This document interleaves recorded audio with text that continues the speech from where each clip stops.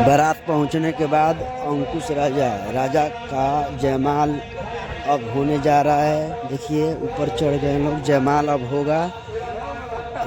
Stage के ऊपर ताजमहल बना है, ताजमहल के बाद जयमाल होगा। जयमाल के ऊपर आप लोग चढ़ गए हैं, दोनों राजा भाई और उनकी वाइफ।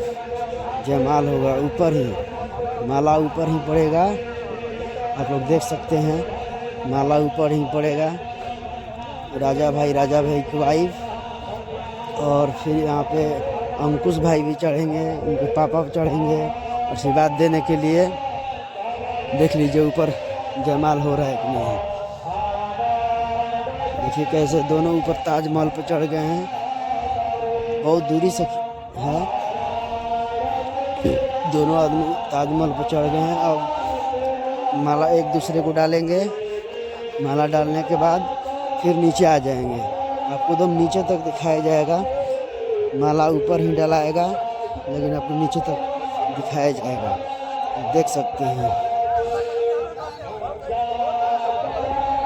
अभी टाइम ले रहे हैं लोग, एक दूसरे कौन पहले माला डाले। पहले लड़की डालेगी, उसके बाद राजा भाई डालेंगे। कहीं भी पहले लड़की डालती है, उसके बाद राजा भाई डालते हैं। आप देख सकते हैं, ऐसा जयमाल आप पहली बार देखेंगे। फिल्मी दुनिया का जयमाल है, फिल्मी दुनिया का जयमाल है।